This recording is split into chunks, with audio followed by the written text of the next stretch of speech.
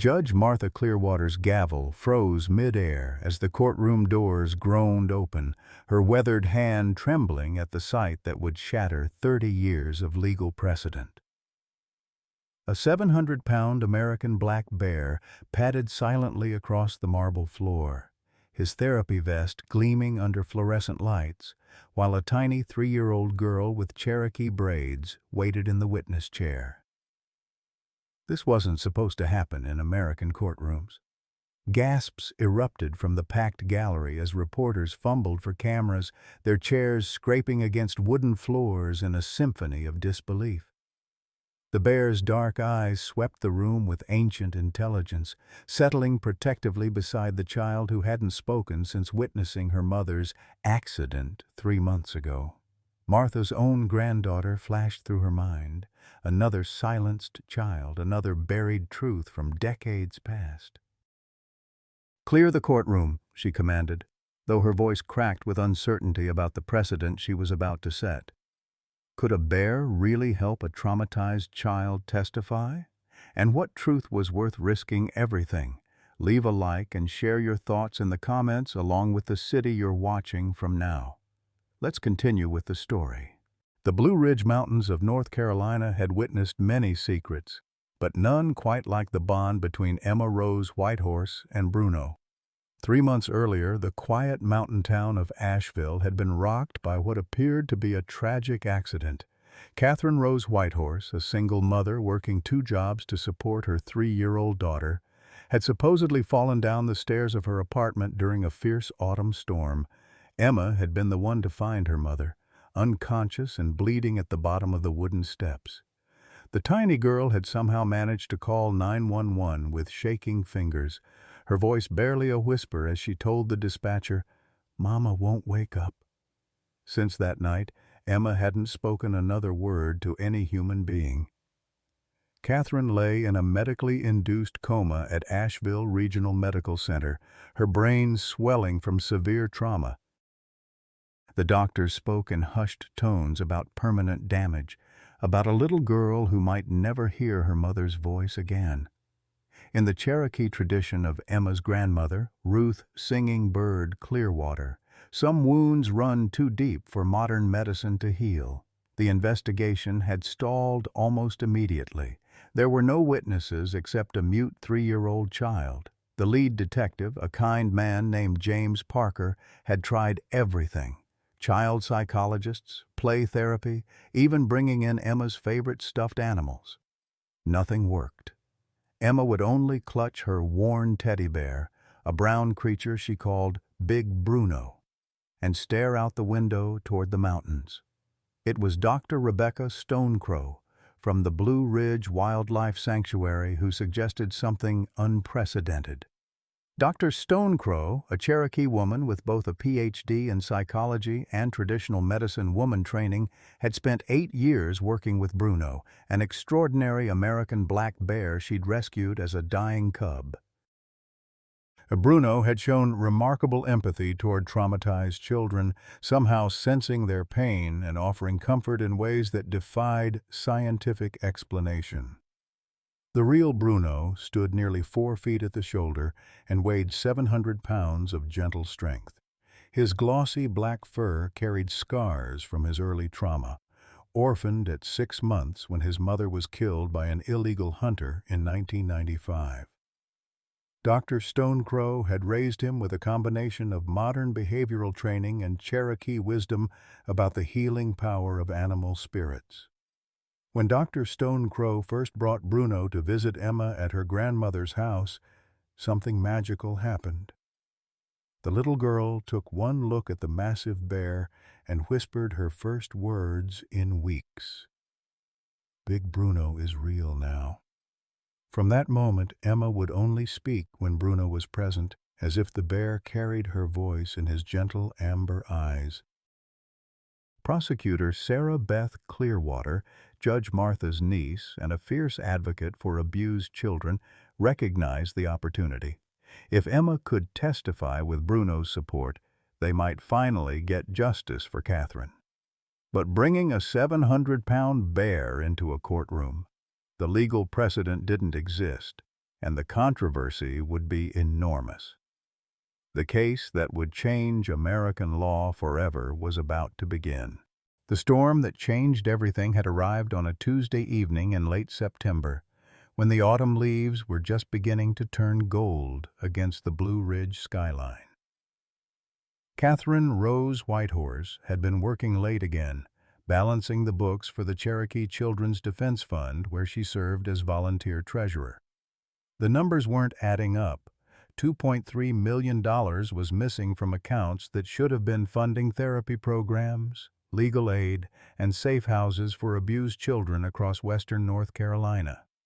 Catherine's hands had trembled as she cross-referenced bank statements with expense reports. The discrepancies weren't random errors.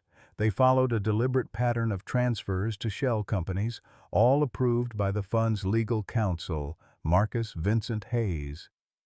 Marcus, whose prestigious law firm had been handling the foundation's affairs for 5 years. Marcus, who had taken her to dinner 3 times in the past month, his charming smile and expensive cologne making her forget momentarily the struggles of raising Emma alone. That evening, as rain lashed against her apartment windows and 3-year-old Emma played quietly with her toy bears in the living room, Catherine had made the phone call that would nearly cost her life. Her voice had been steady as she confronted Marcus about the missing funds, even as her heart hammered against her ribs. "I know what you've been doing," she'd said when he answered on the first ring. "The foundation money, I've traced it all. Those children you claim to help, you've stolen their future." The silence on the other end had stretched too long before Marcus finally spoke, his usual charm replaced by something cold and calculating. "Catherine, you don't understand the complexities of fund management. Perhaps we should discuss this in person." "No discussion needed. I'm calling the state attorney general tomorrow morning." "I don't think you'll want to do that. Think about Emma. Think about what's best for your family." The threat had been subtle but unmistakable. Catherine had hung up, her hands shaking as she double-checked the locks on her doors. Outside, the storm was intensifying, wind howling through the mountain passes like angry spirits. Emma had looked up from her toys, her dark eyes, so much like her late father's, filled with the intuitive worry that children carry when their parents are afraid. "Mama scared?" Emma had asked, abandoning her stuffed bears to climb into Catherine's lap. "No, baby girl. Mama's just thinking hard about keeping you safe." 20 minutes later, Marcus had arrived at her door, his usual pressed suit soaked from the rain, his face flushed with alcohol and desperation. Catherine had let him in against her better judgment, hoping she could reason with him, make him understand that children's lives hung in the balance of his greed. The argument had escalated quickly in the small living room while Emma hid behind the couch, clutching Big Bruno to her chest. Marcus had paced like a caged animal, his voice rising as he spoke about his reputation, his family's legacy, the impossibility of returning money that was already spent on gambling debts and cocaine habits that no one in his prestigious circles could ever discover. "You don't know what you're asking," he'd shouted, grabbing Catherine's shoulders with hands that reeked of whiskey. "My father built this firm on respectability. I won't let some single mother destroy everything. Those children need that money for therapy, for legal protection. I'll replace it somehow. Give me time. Time you've had for 5 years while kids suffered." The moment had fractured like breaking glass. Marcus's grip had tightened on Catherine's arms, his face contorting with rage that seemed to come from somewhere deeper than the current crisis, a fury that spoke of old wounds and generational damage. Emma had peeked over the couch, watching with the terrible clarity that children possess, as the man who'd brought her mother flowers just last week transformed into something monstrous. "Run, Emma!" Catherine had screamed as Marcus shoved her backward toward the stairs. "Run and hide!" But Emma had been too frozen with terror to move as her mother tumbled down the wooden steps, her head striking the banister with a sickening crack that would echo in the little girl's nightmares for months to come. Marcus had stood at the top of the stairs for a long moment, looking down at Catherine's motionless form before carefully arranging the scene to look like an accident. A wet umbrella strategically placed, Catherine's shoes positioned as if she'd slipped.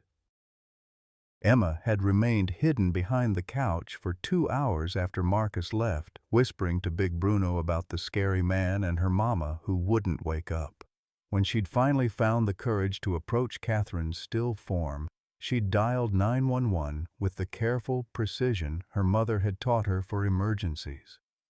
The paramedics had found her sitting beside Catherine, singing a Cherokee lullaby her grandmother had taught her, as if her voice could call her mother's spirit back from wherever trauma had taken it.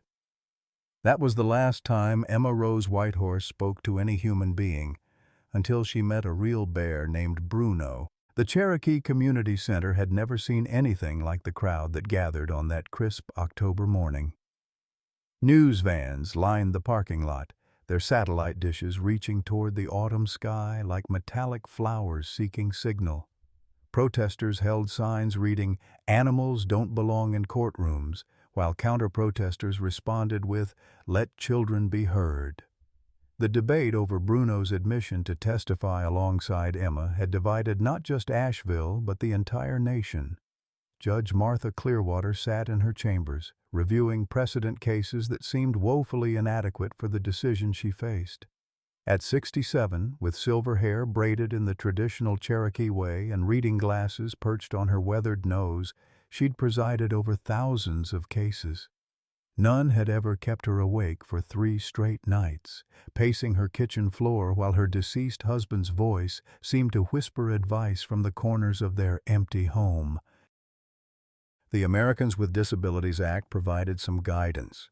Therapy animals were protected in many contexts, but a 700-pound bear in a criminal courtroom, the insurance company had already called twice, threatening to drop coverage for the entire courthouse. The state attorney general's office had strongly advised against setting such a dangerous precedent. Even her own tribal council was split, with elders arguing both sides of what they saw as a question about honoring the old ways versus respecting the law of the dominant culture. Sarah Beth Clearwater paced outside the courtroom, her closing arguments for Bruno's admission running through her mind like a prayer. At 35, she carried the determined grace of Cherokee women who'd fought for their people's rights for generations, but also the sharp, legal mind that had made her one of North Carolina's most respected prosecutors. She'd lost her own daughter in a custody battle 5 years earlier, handed over to an abusive ex-husband by a judge who believed men were naturally better providers. The irony wasn't lost on her that she now fought for a little girl's voice to be heard through the most unconventional means imaginable. Dr. Rebecca Stonecrow arrived at the courthouse carrying Bruno's medical records, therapy certifications, and 8 years of documented interactions with traumatized children. Her credentials were impeccable. A PhD in animal psychology from Duke University, combined with traditional Cherokee training as a medicine woman. But she knew that in the courtroom, her deepest qualification would be the bond she'd witnessed between Bruno and Emma, something that transcended any degree or certification. Marcus Vincent Hayes adjusted his red silk tie in the courthouse bathroom mirror, his hands trembling slightly as he practiced the arguments that might save his career and freedom. At 42, he was considered one of Western North Carolina's most successful defense attorneys, a third-generation lawyer whose family name opened doors throughout the state's legal establishment. What no one knew was that his success had been built on stolen money and that his carefully constructed life was crumbling like autumn leaves in a mountain storm. He'd spent the previous night reviewing the prosecution's motion, searching for legal grounds to exclude the bear. Safety concerns were his strongest argument. What judge would risk having a wild animal attack someone in their courtroom? But Marcus also knew that his real fear wasn't the bear's claws or teeth. It was something far more dangerous, the possibility that animals, like children, might be able to recognize truth in ways that adult humans had forgotten. The preliminary hearing began at 9 o'clock sharp, with every seat in the gallery filled and overflow crowds watching on monitors in the lobby. Judge Martha entered with the measured dignity of someone who knew that history was watching, her black robes flowing like the wings of the ravens that were sacred to her people. The morning light streaming through the tall windows cast everything in golden hues that reminded observers of autumn's promise that even dying things could be beautiful. Sarah Beth rose first, her voice steady despite the magnitude of what she was asking. "Your Honor, we stand at a crossroads between legal tradition and justice itself. Emma Rose Whitehorse is the only witness to what may have been a violent crime against her mother. She has not spoken to any human being in 3 months, but she finds her voice in the presence of Bruno, a certified therapy animal with 8 years of perfect safety records." She gestured to the thick folder of documentation on her table. The Americans with Disabilities Act recognizes that individuals may require accommodations to participate fully in legal proceedings. Emma's trauma-induced selective mutism is a recognized disability. Bruno is her accommodation, her bridge back to the world of human communication. Marcus stood to object, his voice carrying the polished confidence that had won him cases for 2 decades. "Your Honor, this court must consider the safety of everyone present. We're not talking about a service dog or even a small therapy animal. This is a 700-pound wild predator being brought into a space filled with vulnerable people, including children." He paused for effect, letting his words sink in before continuing. "Moreover, there is no legal precedent for allowing such an animal to influence testimony. How do we know the bear's presence isn't coaching the child? How do we ensure that what we're hearing is the truth, rather than some projection of the child's imagination triggered by an animal's presence?" Dr. Stonecrow was called to testify about Bruno's training and temperament. She spoke with quiet authority about the bear's gentleness, his ability to sense human distress, and his 8 years of work with traumatized children without a single incident. "Bruno doesn't just comfort these children," she explained. "He somehow helps them access memories and emotions that trauma has locked away. We don't fully understand the mechanism, but we've documented the results repeatedly." The courtroom held its breath as Judge Martha called for a brief recess. In the hallway, Emma sat with her grandmother Ruth, clutching Big Bruno while the real Bruno rested nearby under Dr. Stonecrow's watchful eye. The little girl looked up at the massive bear and whispered something too soft for anyone else to hear. Bruno's ears twitched, and he gently touched her small hand with his enormous paw. When court reconvened, Judge Martha's voice carried the weight of history. "In 30 years on this bench, I have never faced a decision with such far-reaching implications." But justice isn't always found in precedent. Sometimes it requires the courage to write new law. She looked directly at Emma, then at Bruno before continuing. "This court will allow Bruno to accompany Emma during her testimony under strict security protocols and with Dr. Stonecrow present at all times. We will make new law if necessary because some voices are too important to silence." The gavel fell like thunder and the future of American jurisprudence shifted on its axis. The first week of Emma's testimony unfolded like a delicate dance between a traumatized child and a gentle giant who seemed to understand her pain better than any human could.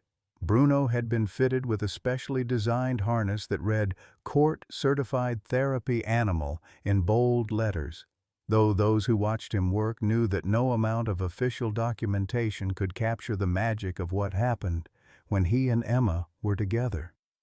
Each morning, Dr. Stonecrow would lead Bruno through the courthouse's reinforced side entrance, past protesters who had grown smaller in number but more intense in their opposition. The bear moved with the deliberate grace of an animal who understood the weight of his responsibility, his amber eyes constantly scanning for threats to the little girl who had become his primary charge. Court officers, initially nervous about having a predator in their domain, had begun to relax as they witnessed Bruno's extraordinary gentleness and intelligence. Emma's testimony began not with words but with drawings. Sarah Beth had learned that the child processed trauma through art, her small hands creating images that her voice couldn't yet express.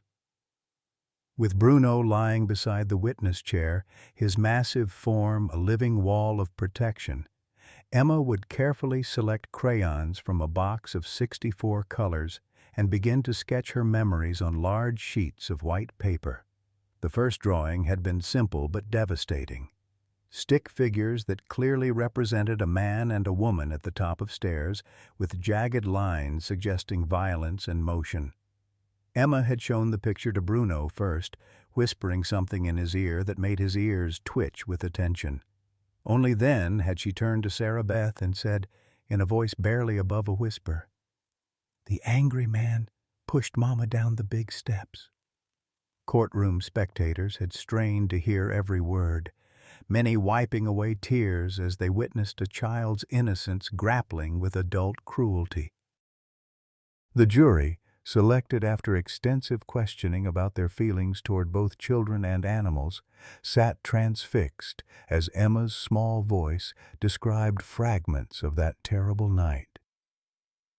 Marcus Hayes watched from the defense table with growing unease. His usual courtroom confidence had been shaken by the sight of Bruno, whose very presence seemed to strip away the legal artifice that Marcus had built his career on. Something about the bear's steady gaze reminded him uncomfortably of childhood nightmares, of being watched by eyes that saw too much and remembered everything. As the days progressed, Emma's drawings became more detailed and disturbing. She sketched a man with angry scribbles for a face, wearing what appeared to be a red tie. She drew papers with dollar signs scattered around a room and a woman crying while holding a telephone. Each image corresponded to physical evidence that the prosecution had gathered. Catherine's financial record showing her discovery of the embezzlement, security footage of Marcus entering the apartment building, even the red tie that had been found in the building's laundry room with Catherine's blood on it. Dr. Stonecrow served as an interpreter between Emma and the court, explaining how trauma affected children's memories, and how Bruno's presence helped unlock details that might otherwise remain buried. "Animals don't judge," she explained to the jury during her expert testimony. "They don't question or doubt or dismiss. For a traumatized child, that acceptance creates a safe space where truth can emerge." The defense team, led by Marcus's hand-picked associates since he couldn't ethically represent himself, tried repeatedly to undermine the unconventional testimony.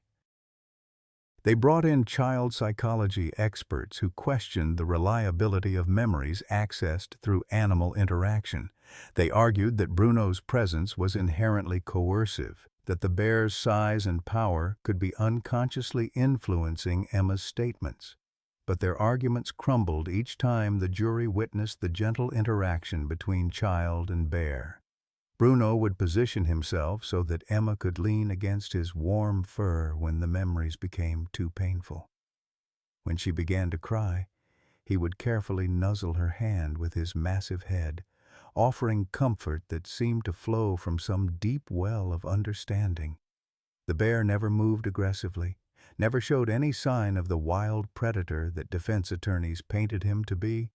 Sarah Beth built her case methodically, using Emma's drawings and whispered words to create a timeline that matched the physical evidence perfectly. Bank records showed that Catherine had discovered the missing funds on the day of her accident. Phone records confirmed her confrontational call to Marcus that evening.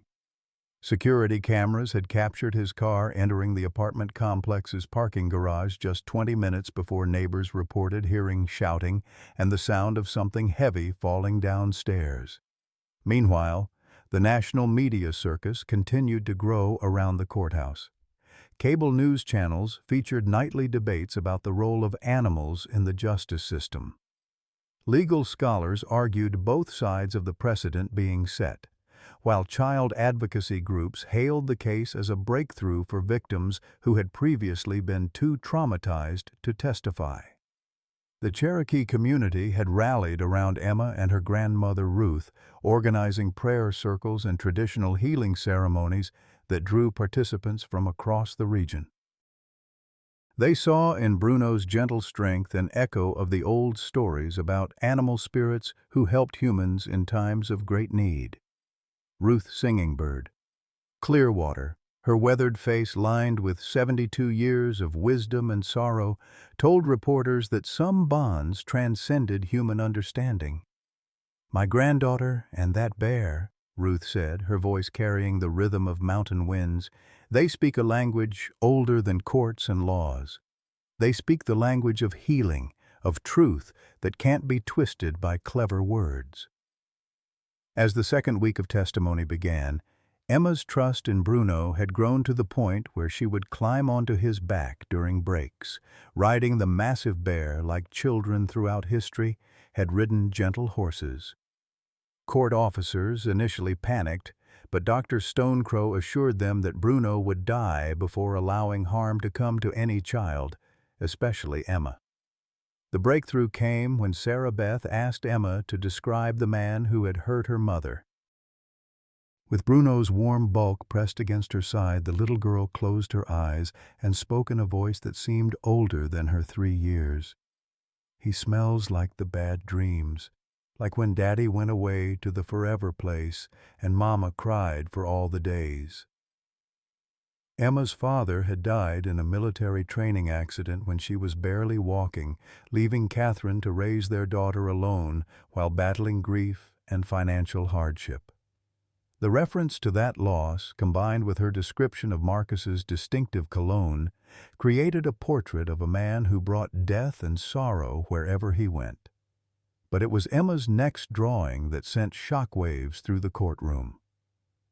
Working with intense concentration while Bruno watched protectively, she sketched not just the apartment where the attack had occurred, but another scene entirely. A forest clearing with a large bear lying motionless while a smaller bear cried nearby.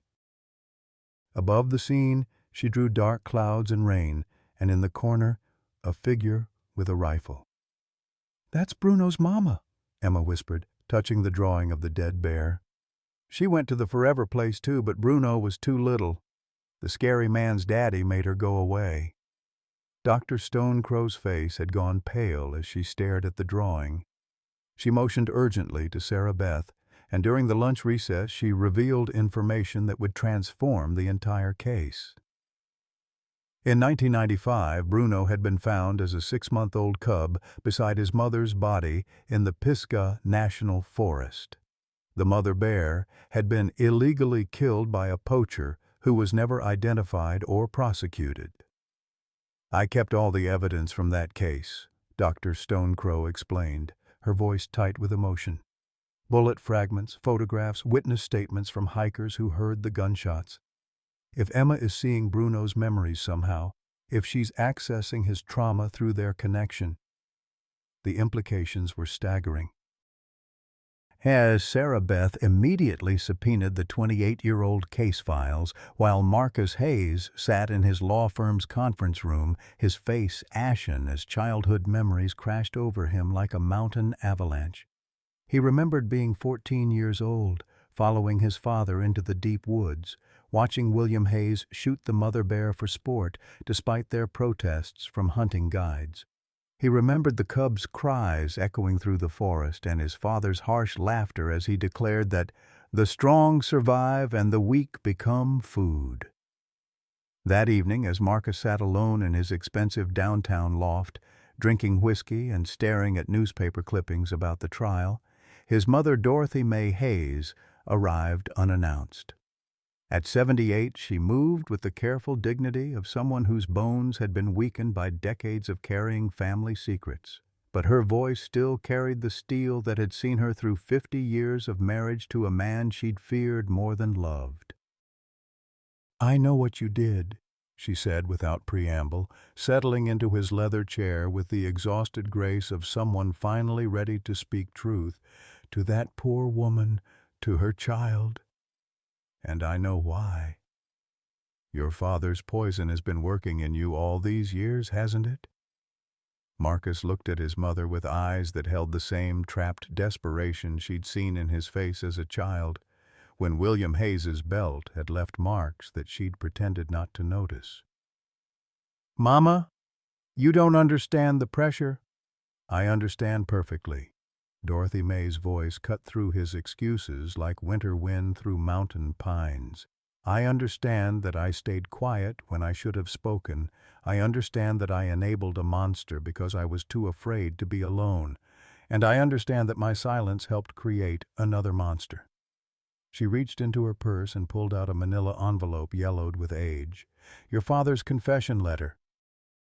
Written the night before he died, when the cancer finally made him face what he'd done. All the animals he killed illegally, all the evidence he buried, all the witnesses he threatened into silence, including details about a mother bear and her cub in 1995. Marcus stared at the envelope as if it contained rattlesnakes instead of paper. "Why are you telling me this now?" "Because that little girl deserves better than what I gave you. Because that bear and his mama deserve better than what your father gave them. Because it's time for this family to stop running from the truth." As his mother left his apartment, taking with her the last remnants of his hope for escape, Marcus Hayes finally understood that some sins echo across generations until someone finds the courage to break the cycle. Outside his windows, the lights of Asheville twinkled like stars, and somewhere in those mountains, a traumatized child slept peacefully for the first time in months, protected by dreams of a gentle giant who understood her pain. The truth was rising like dawn over the Blue Ridge Mountains, and there would be no hiding from its light. The third week of testimony began with an electricity in the air that seemed to charge every molecule in the courthouse. Dorothy May Hayes had contacted Sarah Beth's office over the weekend, requesting an urgent meeting that would change everything. The elderly woman arrived at the prosecutor's office on Monday morning, carrying her deceased husband's confession letter and 28 years of suppressed guilt that had finally found its voice. "My husband killed that bear's mother," Dorothy May said, without preamble, her weathered hands trembling as she placed the yellowed envelope on Sarah Beth's desk. "Shot her for sport in 1995, left her cub to die.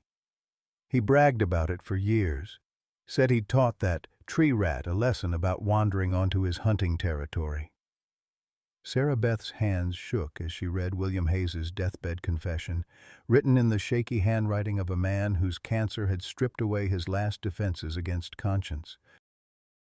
The letter detailed decades of illegal hunting, witness intimidation, and evidence destruction. But the section about the mother bear and her cub made Sarah Beth's blood run cold. It described the exact scene that Emma had drawn, down to the rainy weather and the cub's heartbroken cries. "He made Marcus watch," Dorothy May continued, her voice barely above a whisper. 14 years old, and William forced him to witness that slaughter. Said it would make a man of him. I should have left then. Should have taken my son and run. Instead, I stayed quiet and watched that violence poison another generation." The ballistics evidence from 1995 was still in storage, and within hours, Sarah Beth had confirmed what Dorothy May's confession suggested. The bullet fragments found in the mother bear matched the rifle registered to William Hayes. Bruno had been orphaned by the father of the man who had orphaned Emma. The connection between their traumas ran deeper than anyone had imagined. When court reconvened on Tuesday morning, the atmosphere was electric with anticipation. Word had leaked about new evidence connecting the Hayes family to Bruno's past, and the media coverage had reached fever pitch. CNN, Fox News, and every major network had sent correspondents to cover what legal scholars were calling the most unprecedented case in American jurisprudence. Emma entered the courtroom with Bruno at her side, the massive bear's presence bringing its usual calm to the chaotic environment. But something was different this morning. Emma seemed more alert, more present, as if sleeping peacefully for several nights had finally allowed her traumatized mind to begin healing. She wore a traditional Cherokee dress that her grandmother Ruth had sewn for the occasion, its blue fabric decorated with bear paw prints and silver thread. Sarah Beth stood before the jury with the gravity of someone about to reveal a truth that transcended the immediate case. Ladies and gentlemen, what you're about to hear will challenge everything you thought you knew about justice, about healing, and about the connections that bind all living things together. She presented Dorothy May's letter to the court, reading aloud the sections that detailed William Hayes's illegal killing of Bruno's mother. The courtroom sat in stunned silence as the full scope of the generational trauma became clear. Two families, one human and one bear, connected by violence that had echoed across nearly 3 decades. Emma Rose Whitehorse and Bruno are not just victim and therapy animal, Sarah Beth explained, her voice growing stronger with each word. They are fellow survivors of the Hayes family's legacy of violence. This bear has been waiting 28 years for justice. This child has been silenced by the same family's cruelty. Together, they're finally finding their voice. Dr. Stonecrow took the stand to explain the scientific basis for what many in the courtroom were beginning to see as something approaching the miraculous. Trauma creates neural pathways that can be activated by triggers, scents, sounds, emotional states. When Emma interacts with Bruno, she's accessing not just her own traumatic memories, but somehow connecting with his as well. They're healing each other through shared understanding of loss and survival.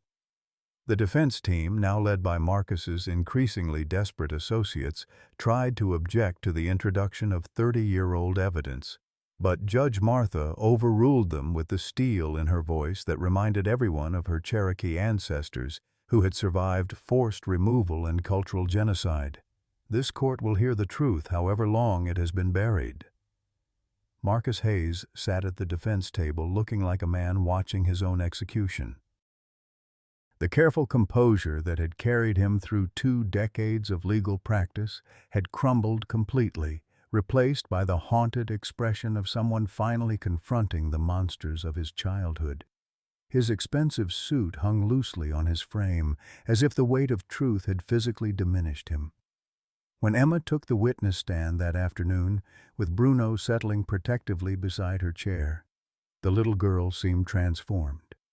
The selective mutism that had trapped her voice for months appeared to be lifting, replaced by a clarity that astonished everyone present.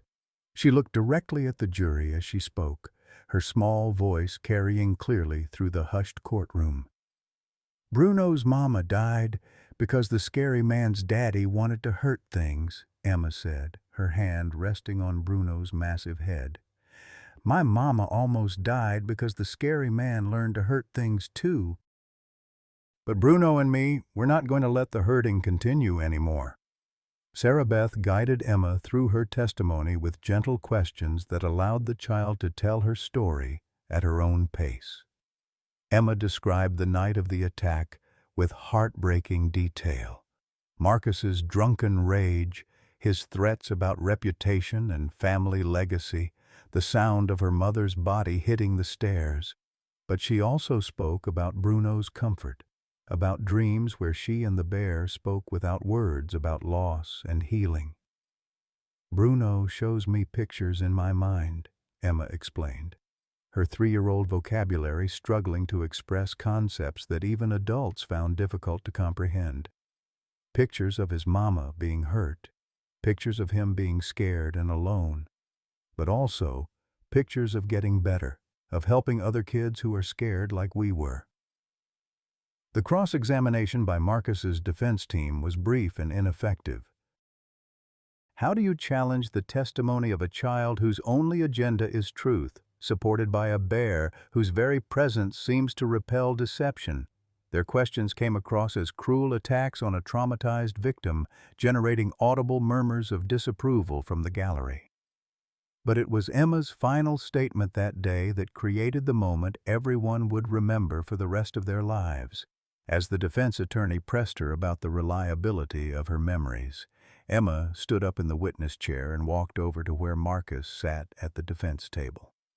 Bruno followed immediately, his massive form moving with fluid grace to stay between Emma and any potential threat. "You smell like your daddy," Emma said to Marcus, her small voice carrying clearly through the silent courtroom. "You smell like the man who made Bruno's mama go to the forever place. You smell like the scared little boy who watched and couldn't stop it. But you grew up to be the scary man instead of helping the scared things." Marcus broke completely in that moment. 28 years of suppressed trauma, guilt, and rage poured out of him in a wail that seemed to come from the depths of his damaged soul. "I tried to be different," he sobbed, his expensive facade crumbling like a house built on sand. "I tried to help children, to make up for what he made me watch. But the poison was already in me. The violence was already growing." Judge Martha called for order as Marcus's breakdown continued, his confession spilling out in fragments between sobs. He spoke about years of therapy that had never touched the deepest wounds, about nightmares where his father's laughter echoed through bloody forests, about a childhood where violence was normalized and empathy was seen as weakness. "I became the monster I watched destroy everything good," Marcus whispered, looking at Emma with eyes that held decades of pain. "I hurt your mama because I learned that's what Hayes men do when we're cornered. We destroy innocence because innocence reminds us of what we lost." The courtroom had become something between a trial and an exorcism, with generations of buried truth finally clawing its way into the light. Emma walked back to Marcus, still flanked by Bruno's protective presence, and did something that no one expected. She reached out and touched his hand. "You can stop being scary now," she said simply. "Bruno and me forgive the little boy you used to be, but the grown-up man has to make it right." In that moment, with a traumatized child offering grace to her mother's attacker and a bear standing witness to justice finally being served, everyone in the courthouse understood that they were witnessing something larger than a criminal trial. They were seeing the breaking of a generational curse, the healing of wounds that had festered in darkness for too long. Marcus Hayes looked at Emma, then at Bruno, then at his mother, Dorothy May, who sat weeping in the gallery. For the first time in his adult life, he spoke words that came from truth rather than manipulation. "I'm ready to confess everything. I'm ready to try to make it right." The gavel hadn't fallen yet, but justice had already begun its work of healing a broken world. The confession that poured from Marcus Hayes should have been the end of the story, but tragedy has a way of finding those who think they've escaped its grasp. 3 days after his emotional breakdown in court, as legal teams worked frantically to process his admission of guilt and the revelation about his father's crimes, Marcus made a decision that would shatter the fragile hope that had begun to bloom in the courthouse halls. He couldn't live with the weight of what he'd done, but more terrifyingly, he couldn't bear the thought of spending the rest of his life in prison while Emma and Bruno lived as symbols of his family's defeat.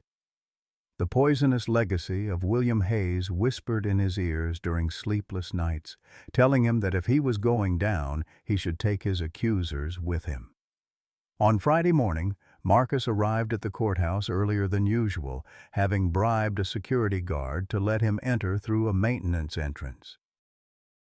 Hidden in his briefcase was a .38 caliber revolver that had belonged to his father, the same weapon William Hayes had used to threaten witnesses into silence for decades. Marcus's plan was simple and born of desperation.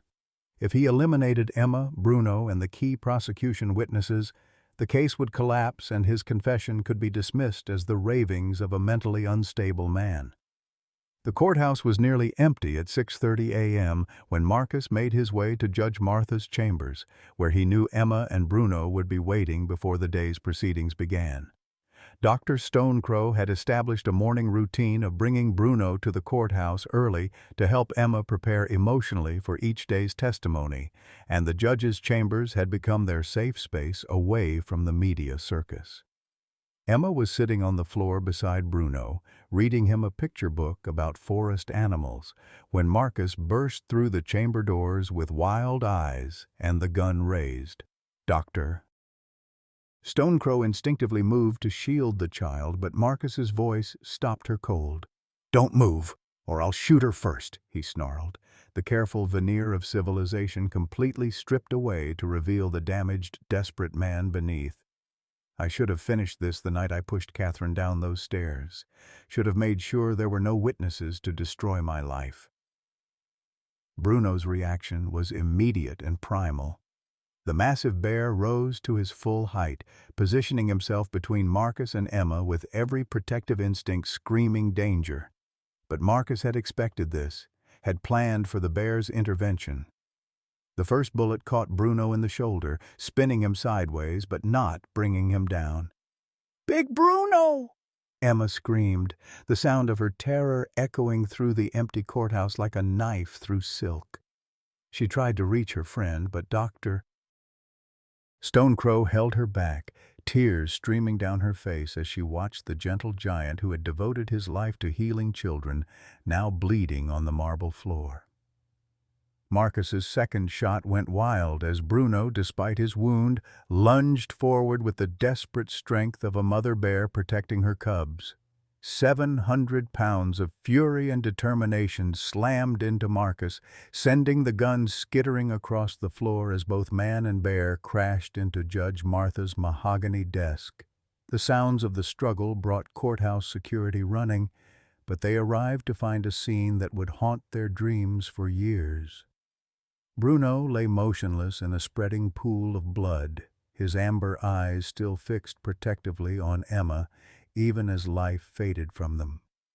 Marcus sobbed hysterically as he was restrained, his expensive suit torn and bloody, his mind finally and completely broken by the weight of crimes that stretched back generations. Emma crawled to Bruno's side, her small hands trying desperately to stop the bleeding from wounds that were too severe for any earthly healing. "Don't go to the forever place," she whispered, her voice breaking with the kind of grief that should never touch a 3-year-old child. "Please don't leave me like Daddy left Mama. Please don't leave me alone with the scary things." Dr. Stonecrow knelt beside them, her own tears mixing with Emma's as she felt for Bruno's pulse. The bear's breathing was shallow and labored, his massive chest rising and falling with the rhythm of a heart that was fighting to keep beating despite catastrophic damage. She'd raised him from a dying cub, had watched him grow into a creature of extraordinary gentleness and wisdom, and now she was watching him die in the same violence that had claimed his mother 28 years ago. Paramedics and veterinary emergency teams arrived within minutes, but the damage was too severe. Bruno had taken 3 bullets, one in the shoulder, one in the chest, and one that had grazed his skull as he protected Emma from Marcus's final, desperate shot. The veterinary trauma team worked frantically, but their equipment wasn't designed for field surgery on a massive bear, and the courthouse was an hour away from the nearest animal hospital with the facilities to handle such injuries. Judge Martha arrived to find her chambers transformed into a battlefield, with Emma clinging to Bruno's fur while medical teams worked around them. The sight of the dying bear and traumatized child broke something fundamental in the elderly judge, who had spent her life believing that law and order could protect the innocent from the chaos of human evil. "Get him to the sanctuary," she ordered, her voice carrying the authority of someone who would not be questioned. "Whatever it takes, get him the help he needs. And arrest that monster for attempted murder of a child and destruction of a therapy animal." The transport of a dying 700-pound bear through downtown Asheville created a scene that news crews would replay for decades. Bruno was loaded onto a specially reinforced ambulance, with Emma refusing to leave his side despite the protests of child services workers who argued that the scene was too traumatic for such a young witness. "He saved me," Emma repeated through tears that seemed too large for her small face. "He saved me from the scary man, just like he saved all the other kids. I have to stay with him so he knows he's not alone." Dr. Stonecrow rode in the ambulance, monitoring Bruno's vital signs while Emma sang Cherokee lullabies that her grandmother had taught her, the same song she'd sung to her unconscious mother months earlier. The bear's eyes would flutter open whenever Emma's voice reached him, as if her presence was the only thing anchoring his spirit to a world that had shown him too much violence. At the Blue Ridge Wildlife Sanctuary, an emergency surgical team worked for 18 hours to save Bruno's life. Veterinarians, trauma surgeons, and even human doctors donated their time and expertise to repair the damage that Marcus's bullets had caused. The surgery was broadcast live on news channels across the nation, with millions of people praying for the bear, who had become a symbol of gentleness triumphing over violence. Emma never left the waiting room, sleeping curled up in a chair, while her grandmother Ruth kept vigil beside her. Cherokee elders from across the region arrived to perform healing ceremonies, their ancient chants mixing with the sounds of medical equipment and the whispered prayers of strangers who had driven hours just to be present for Bruno's fight to survive. But as dawn broke over the Blue Ridge Mountains on the second day, Bruno's heart began to fail.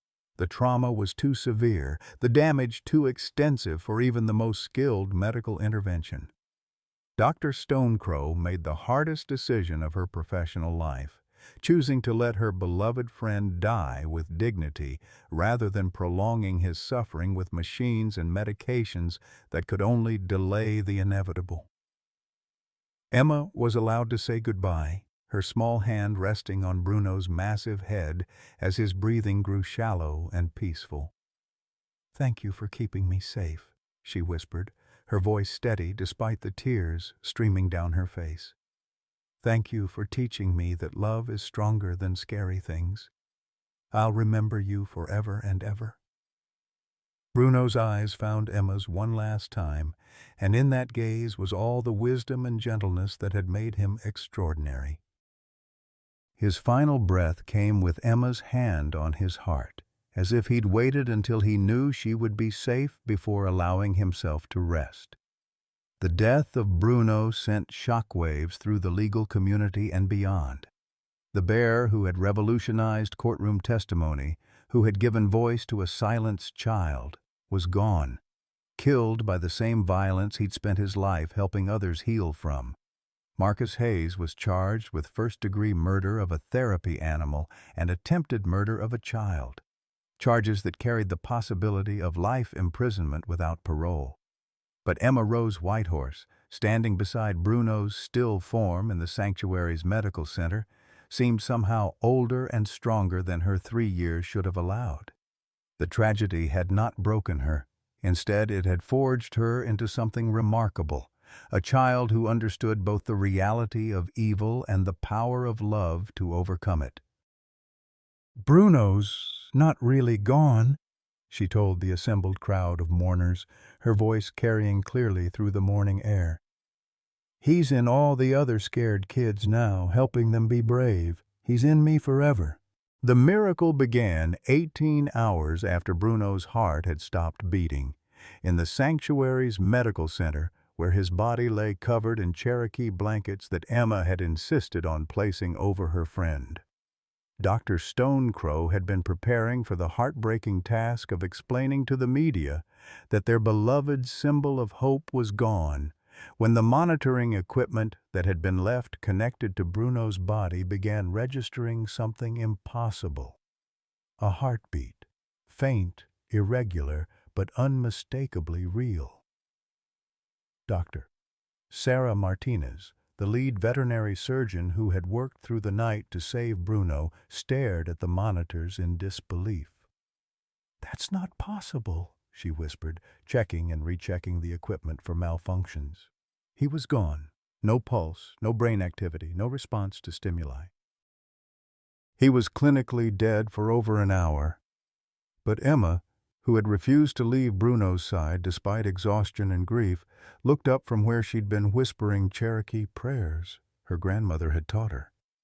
"I told you he wasn't really gone," she said with the matter-of-fact certainty that only children possess. "He's just been visiting his mama in the forever place. Now he's coming back, because there are more scared kids who need him." The revival of Bruno defied every principle of veterinary medicine that Dr. Martinez had learned in 20 years of practice. Animals simply didn't survive the massive trauma that Bruno had endured, and they certainly didn't come back from clinical death with their cognitive functions intact. Yet as the hours passed, Bruno's vital signs strengthened. His breathing became more regular, and his eyes began to track movement around the room. News of Bruno's impossible recovery spread like wildfire through the media outlets that had been preparing obituaries for the heroic bear.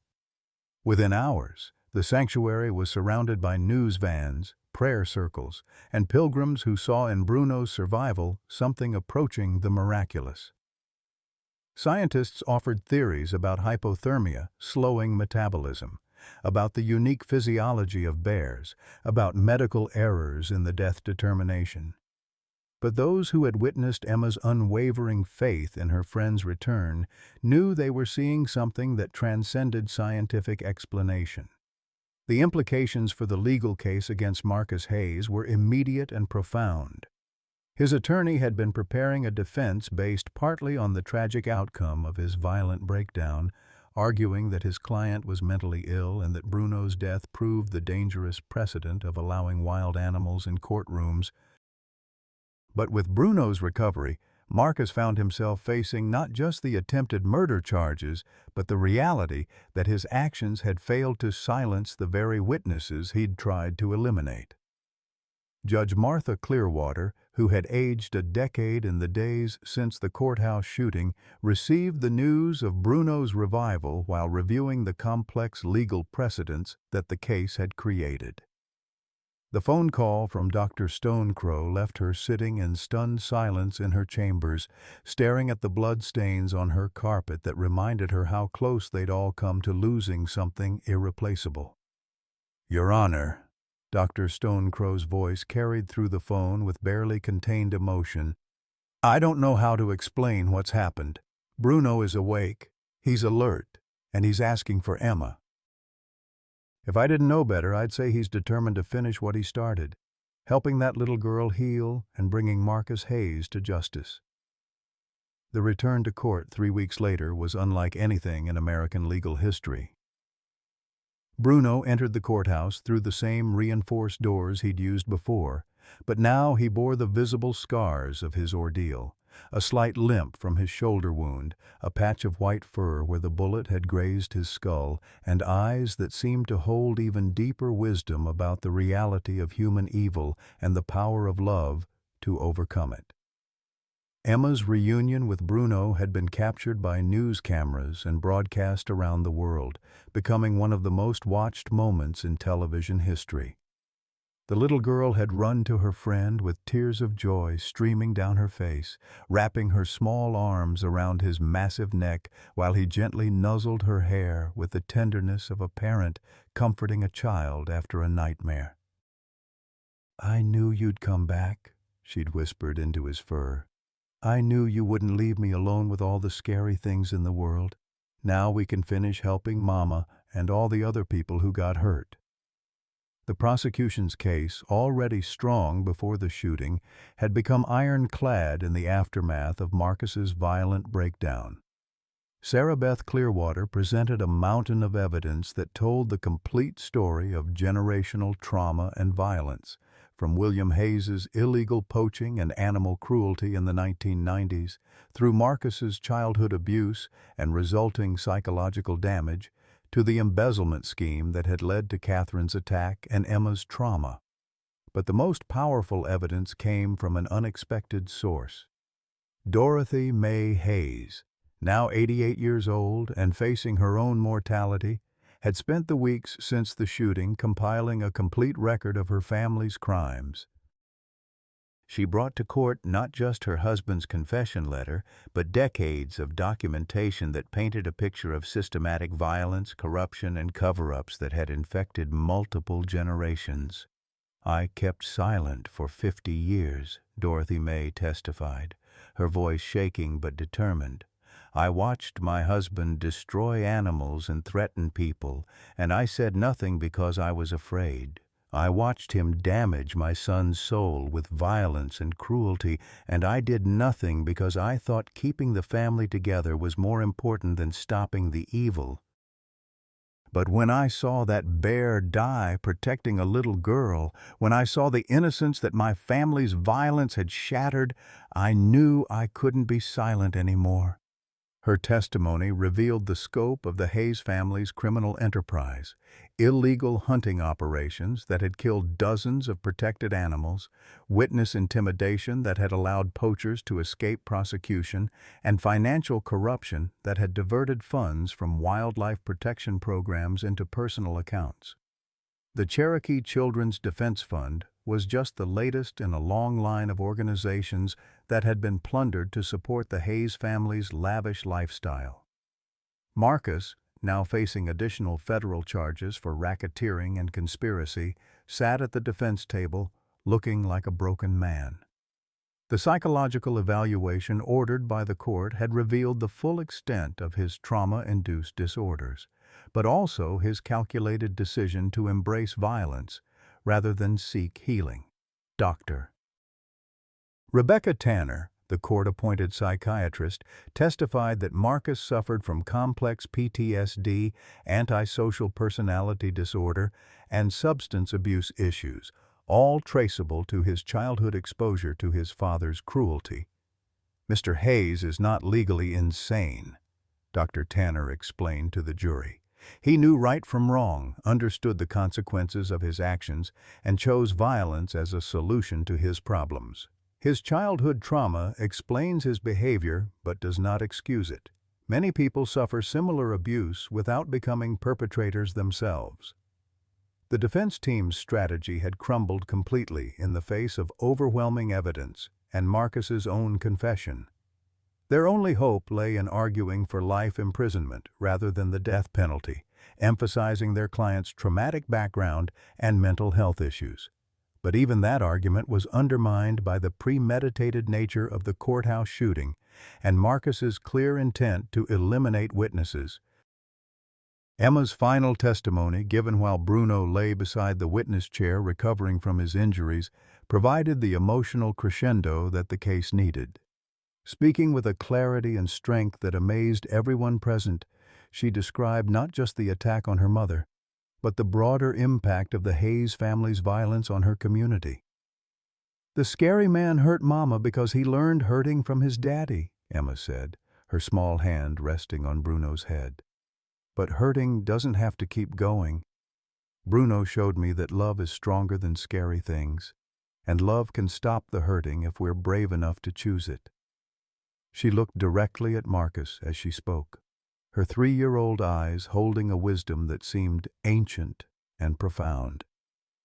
"I forgive the little boy inside you who got hurt and scared. But the grown-up man has to pay for hurting people so other little boys and girls don't get hurt too."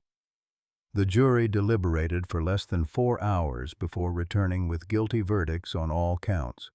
Marcus Hayes was sentenced to life imprisonment without the possibility of parole, with additional federal sentences that would ensure he never again walked free. The judge's closing statement reflected the unprecedented nature of the case and its broader implications for American justice. "This court has witnessed something extraordinary," Judge Martha declared, her voice carrying the weight of history. "We have seen a child and a bear overcome trauma through love and courage. We have seen a community come together to protect the innocent and hold the guilty accountable. And we have seen that justice, when guided by compassion and wisdom, can break cycles of violence that have persisted for generations."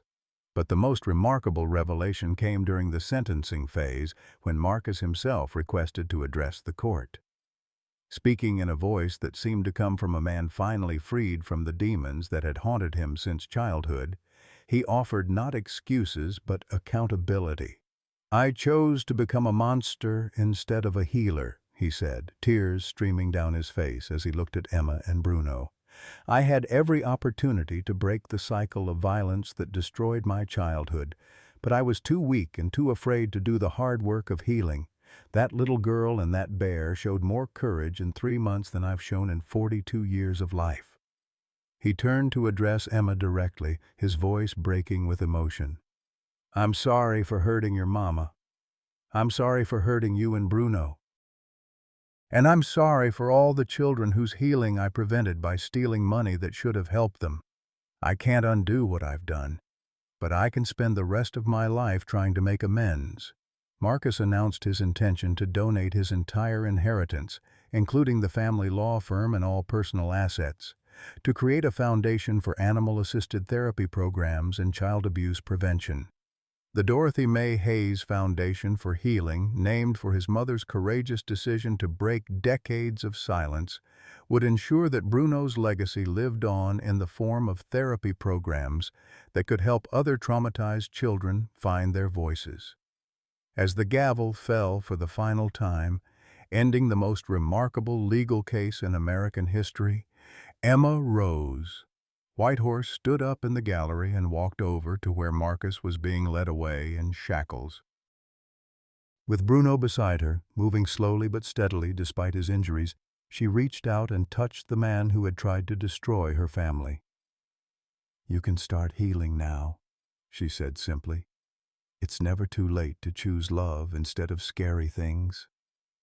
The courtroom erupted in tears and applause as Marcus knelt down to Emma's level, his own tears falling freely as he whispered words of gratitude for forgiveness he knew he didn't deserve. In that moment, with a 3-year-old child offering grace to her mother's attacker and a wounded bear standing witness to the triumph of love over violence, everyone present understood that they had witnessed something that transcended law and entered the realm of the sacred. Justice had been served, but more importantly, healing had begun.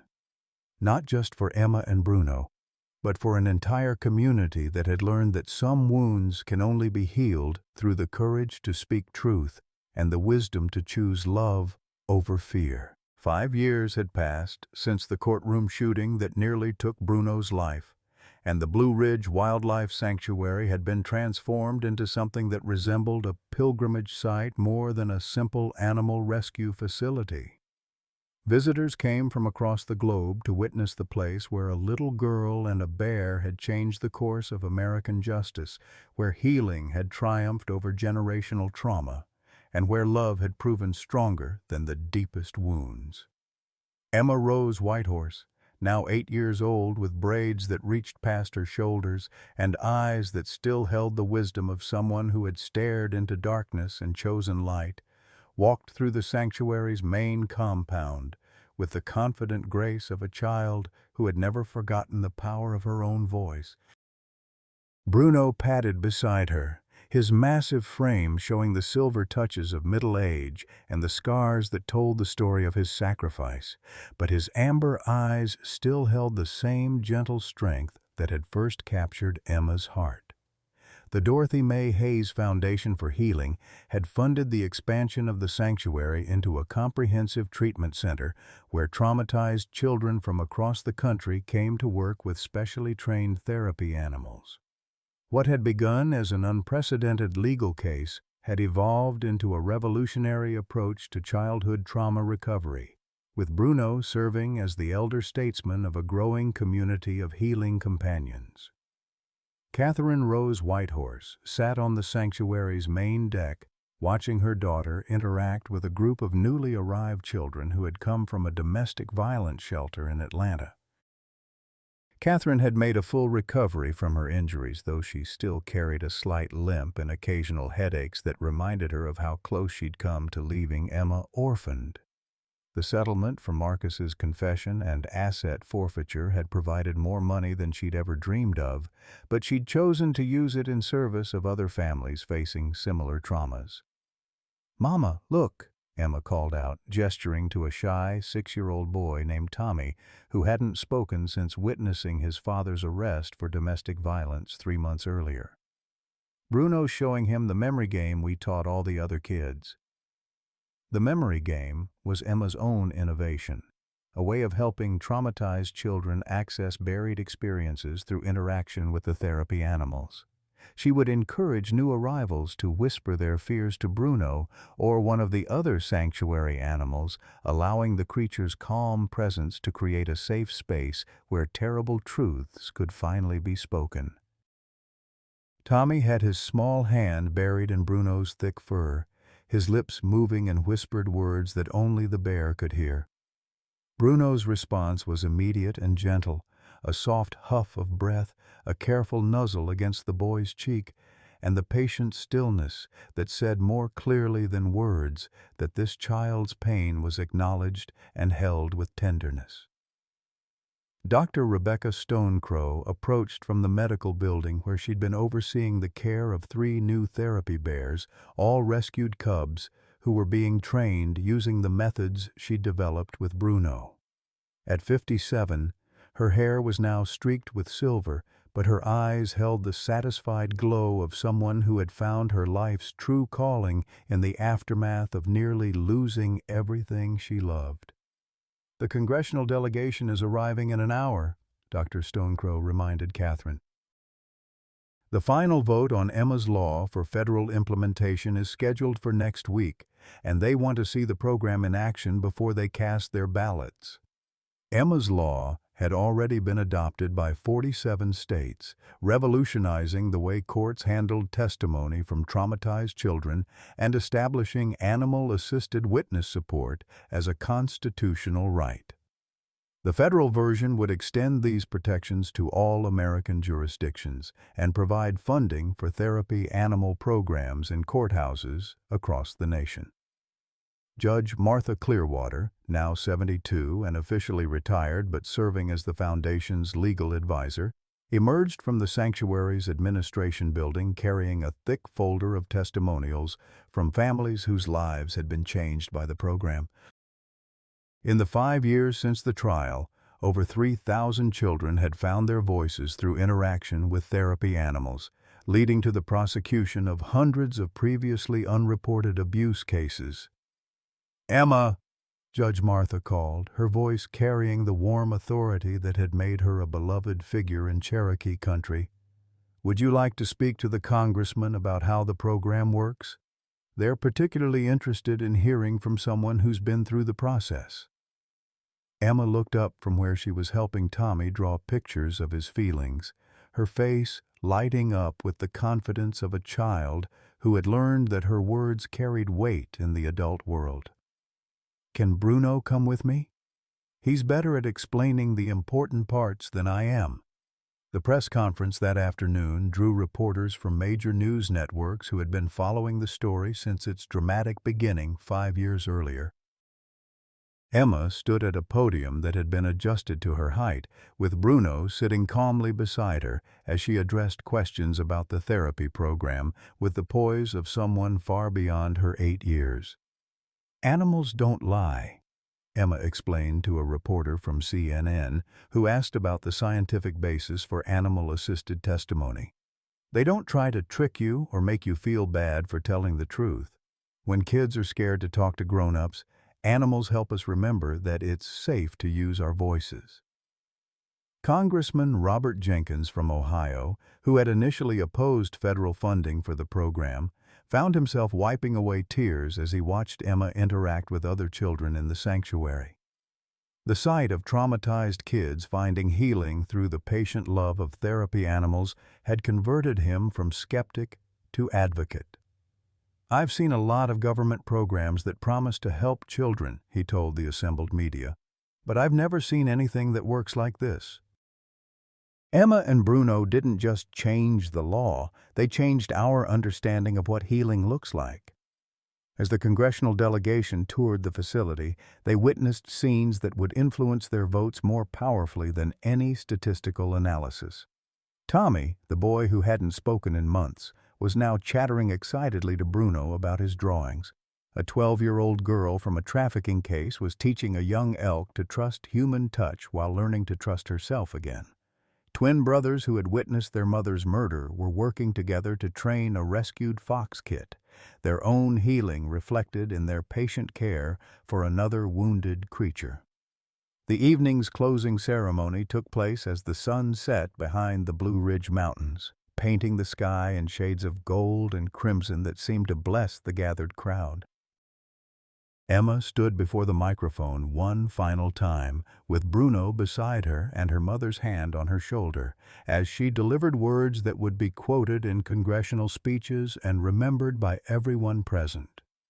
"Bruno taught me that love is stronger than scary things," she said, her young voice carrying clearly through the mountain air. "He taught me that even when bad people hurt us, we can choose to help instead of hurt back. We can choose to heal the broken things instead of breaking more things." She looked out at the crowd of families, congressional representatives, reporters, and sanctuary workers, her eyes holding the same wisdom that had first emerged in a courthouse 5 years earlier. Every kid deserves to have someone who listens without judgment, who believes their truth, and who helps them find their voice. Sometimes that someone has fur and 4 legs. Sometimes that's exactly what they need.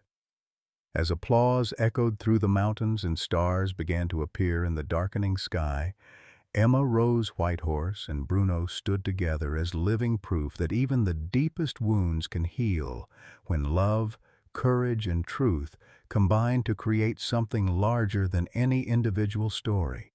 A legacy of hope that would touch countless lives for generations to come. The little girl who had once been silenced by trauma had found her voice, and through her courage had helped thousands of other children find theirs. In the end, that was the greatest justice of all. Sometimes the most profound healing comes from the most unexpected places. Emma and Bruno's story reminds us that love transcends every barrier we think exists, between species, between generations, between the wounded and the whole. In a world that often feels divided and harsh, their bond shows us that gentleness still has the power to overcome violence, that truth spoken in whispers can shatter walls of silence, and that even the smallest voices can change everything when someone finally listens. Dorothy Mae Hayes spent 50 years carrying the weight of family secrets, believing it was too late to speak up, too late to make things right. But at 78, she found the courage to break generational cycles of pain, proving that redemption has no expiration date. Marcus Hayes discovered that accountability, however late, can still plant seeds of healing for others. Emma learned that forgiving doesn't mean forgetting. It means choosing hope over bitterness. And Bruno showed us all that sometimes the greatest gift we can give is simply being present for someone else's pain. Their story whispers to every heart that's been broken. Healing is possible, love is stronger than fear, and it's never too late to choose grace over grudges. What moment in your life taught you that love was stronger than fear? Have you ever experienced unexpected healing through an unlikely friendship? Share your story below. Your words might be exactly what someone else needs to hear today.